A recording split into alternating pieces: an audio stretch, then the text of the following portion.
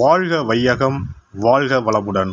அனைத்து உறவுகளுக்கும் இனிய வணக்கம். வேத ஜோதிடத்தில் முக்கியமான மற்றும் மங்களகரமான கிரகமாக கருதப்படுபவர் சுக்கிர பகவான்.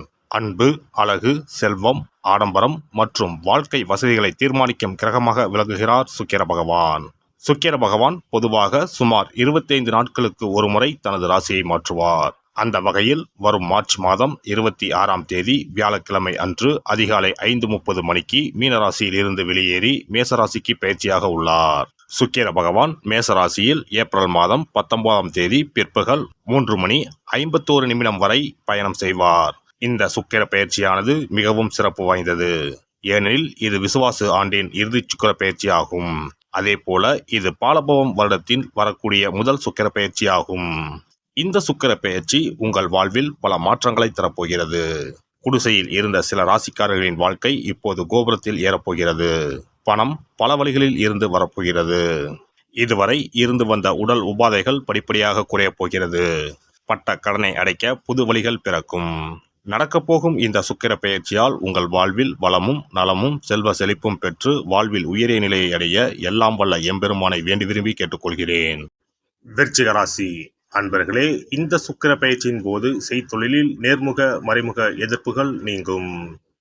புதியவர்கள் கூட்டாளிகள் ஆவார்கள். இதனால் கொடுக்கல் வாங்கல் விஷயங்கள் சிறப்பாக இருக்கும். புதிய வாய்ப்புகளும் உங்களை தேடி வரும். அதை சரியாக பயன்படுத்திக் கொள்வீர்கள். ஆற்றல் மிக்கவர்களையும் திறமைசாலிகளையும் உறுதுணையாக கொண்டு புதிய முயற்சிகளை செயல்படுத்துவீர்கள். குடும்பத்தில் சந்தோஷம் நிறையும். உங்களின் இல்லம் தேடி விருந்தினர்கள் வருவார்கள். மற்றவர்கள் முடியாது என்று விட்டுவிட்ட காரியங்களை கூட நீங்கள் சுலபமாக செய்து முடிப்பீர்கள். உங்களின் மனபலத்தை மூலதனமாக்கிக் கொள்வீர்கள். திருமணம் தடைப்பட்டவர்களுக்கு இந்த வருடம் திருமணம் நடக்கும். குடும்பத்தாருடன் சுப நிகழ்ச்சிகளில் கலந்து கொள்வீர்கள். ஆன்மீக சுற்றுலா சென்று வருவீர்கள்.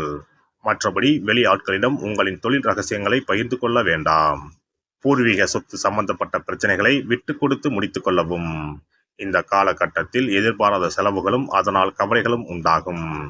நம்பகமான கூட்டாளிகளிடம் முக்கியமான வேலைகளை பிரித்து கொடுத்து அவர்களின் விருப்பப்படி செயல்பட அனுமதிப்பீர்கள். அனுபவசாலிகளின் வழிகாட்டுதலின்படி குறித்த காலத்தில் திட்டமிட்டு செயல்படுவீர்கள். உங்களின் காரியங்கள் நேர்த்தியாக இருக்குமாறு பார்த்துக் கொள்வீர்கள். நல்ல நண்பர்களின் ஒத்துழைப்புடன் கடினமான வேலைகளையும் செய்து முடிப்பீர்கள். பெற்றோர் வழியில் சில மருத்துவ செலவுகள் உண்டாகலாம். உடன் பிறந்தோரால் அனாவசிய பிரச்சனைகள் ஏற்படலாம். அதனால் அவர்களிடம் பக்குவமாக நடந்து கொள்ளவும். அனாவசியமான பயணங்களை தவிர்ப்பது நல்லது. மேலும் பயணங்களின் போது கவனம் தேவை. மற்றபடி பிள்ளைகளுக்கு சிறப்பான வருமானம் தரும் உத்தியோகம் கிடைக்கும். எவருக்கும் இந்த காலகட்டத்தில் வாக்கு கொடுப்பதோ முன்ஜாமீன் போடுவதோ வேண்டாம்.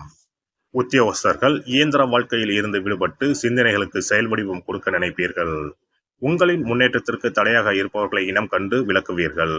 பதவி உயர்வு கிடைக்கும். மேலதிகாரிகள் உங்களுக்கு அனுசரணையாக நடந்து கொள்வார்கள். வியாபாரிகளுக்கு கொடுக்கல் வாங்கல் விஷயங்கள் நல்லபடியாக முடியும். கூட்டாளிகள் உங்களை நம்பி புதிய முதலீடுகளில் ஈடுபட சம்மதிப்பார்கள். புதிய சந்தைகளை நாடிச் சென்று உங்களின் வியாபாரத்தை விரிவுபடுத்துவீர்கள். இதனால் சக வியாபாரிகளின் மத்தியில் உங்கள் செல்வாக்கை உயர்த்திக் கொள்வீர்கள். அரசியல்வாதிகள் திட்டமிட்ட காரியங்கள் அனைத்தையும் வெற்றிகரமாக முடிப்பீர்கள். உங்களுக்கு கட்சியில் எதிர்ப்புகள் அதிகரிக்கும் என்பதால் உட்கட்சி பூசல்களில் சிக்கிக்கொள்ளாமல் தப்பித்துக் கொள்வதே புத்திசாலித்தனம். கலைத்துறையினர் பழைய ஒப்பந்தங்களை நன்கு முடித்து கொடுத்த பிறகே புதிய ஒப்பந்தங்களை பெற முயற்சிக்கவும். ரசிகர்களின் மனம் புண்படாத வகையில் நடந்து கொள்ளுங்கள். சக கலைஞர்களும் உங்களுக்கு உதவக்கூடிய நிலையில் இருப்பார்கள். எனவே அவர்களின் மனம் குளிர நடந்து கொண்டு அவர்களை முழுமையாக பயன்படுத்திக் கொள்ளுங்கள். பெண்மணிகள் குடும்பத்தில் ஒற்றுமையை காண்பீர்கள். கணவரிடம் அன்பு பாசம் அதிகரிக்கும். உறவினர்களை அனுசரித்து நடந்து கொண்டு உங்கள் செல்வாக்கை அதிகப்படுத்திக் கொள்ளுங்கள். மாணவ மணிகள் படிப்பில் முழு கவனத்தையும் செலுத்தினால் நல்ல முன்னேற்றத்தை காணலாம். அதனால் தேவையில்லாத பிரச்சனைகளில் சிக்கிக்கொள்ள வேண்டாம். மற்றபடி விளையாட்டுகளில் அதிக ஈடுபாடு செலுத்தி வெற்றி பெறுவீர்கள். சக மாணவர்களிடம் கவனமாக பழகவும். நட்சத்திர பலன்கள் விசாகம் 4ஆம் பாதம். தடைகளை முறியடித்து காரிய வெற்றி காணலாம். குடும்பத்தில் மகிழ்ச்சியும் ஆனந்தமும் பெருகும். ஏதேனும் ஒரு காரணத்தால் குடும்பத்தை விட்டு பிரிந்து சென்றவர்கள் வந்து சேர்வார்கள். அனுஷம் நட்சத்திரம். கணவன் மனைவி இடையே அன்பும் பாசமும் பெருகும். திருமணம் போன்ற சுப நிகழ்ச்சிகள் இனிதே நடக்கும். நல்ல வரனாகவும் அமையும். குழந்தை பாக்கியம் கிட்டும். கேட்டை நட்சத்திரம். உறவினர்கள் நண்பர்கள் மூலம் அனுகூலம் கிடைக்கும். உடல் நலனை பொறுத்தவரை சிறப்பாக இருக்கும். உத்தியோகம் பார்ப்பவர்களுக்கு முன்னேற்றம் ஏற்படும். கோரிக்கைகள் ஒப்பந்தங்கள் நிறைவேறும். செவ்வாய் தோறும் அருகில் இருக்கும் அம்மன் கோவிலுக்கு சென்று வலம் வந்து வணங்கி வரவும். நல்லெண்ணெய் விளக்கு ஏற்றலாம், கோளாறு பதிகம் பாராயணம் செய்யலாம். செவ்வாய் தோறும் எலுமிச்சை மாலையை அம்மனுக்கு அர்ப்பணித்து வலம் வந்து வணங்குங்கள். முன்னோர் வழிபாடு தினமும் செய்யவும். ஒரு முறையாவது குல தெய்வத்தையும் இஷ்ட தெய்வத்தையும் ஒரே நாளில் சென்று தரிசித்து வாருங்கள்.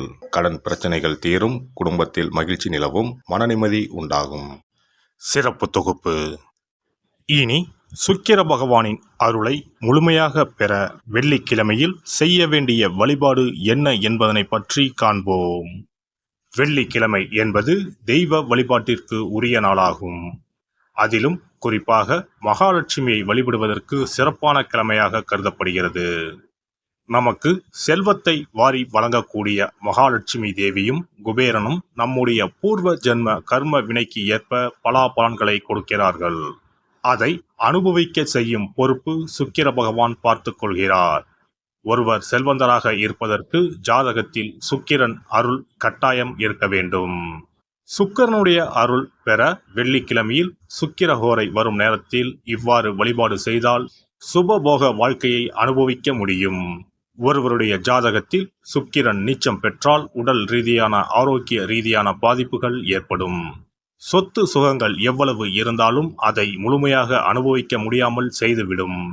பெரிய பெரிய பணக்காரர்களை எடுத்துக்கொண்டால் அவர்களிடம் எவ்வளவு காசு கொட்டி கிடந்தாலும் சுக்கிர தசை இல்லை என்றால் அவ்வளவு பணமும் வீண் விரயமாகத்தான் போகும்.